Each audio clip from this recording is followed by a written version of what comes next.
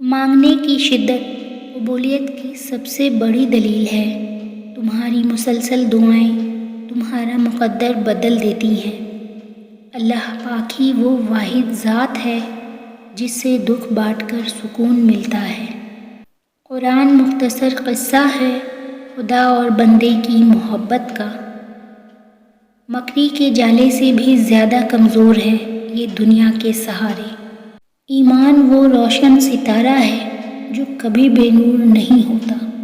رب کی رحمت سے کبھی مایوس نہ ہوں۔ آج مشکل ہے تو کل آسانی بھی آپ کا مقدر ہوگی۔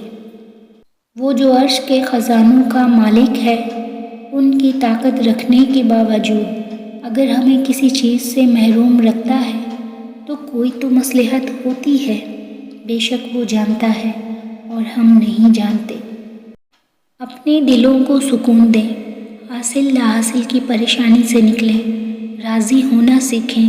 جو ہوا، جو ہو رہا ہے اور جو ہوگا سب بہترین ہے، کیونکہ وہ اللہ کی مرضی سے ہے اور یہی ہمارے حق میں بہتر ہوتا ہے۔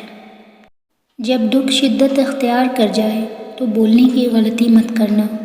یہ تو صبر کے لمحات ہوتے ہیں، وہ لمحے جب اللہ آپ کے ساتھ ہو جاتا ہے، اور جب وہ ساتھ ہو جاتا ہے تو انسان فرش سے عرش پر پہنچا دیا جاتا ہے۔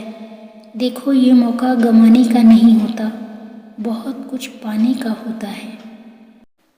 تمہیں کیا لگتا ہے اللہ واقف نہیں؟ اللہ واقف ہے۔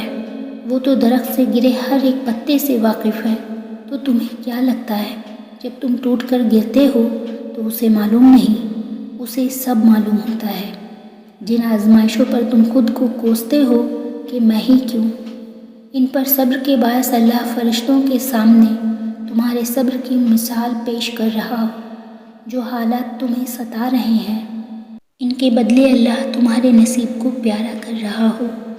گھبراؤ نہیں، رو لو، لیکن حوصلہ مت ہارنا۔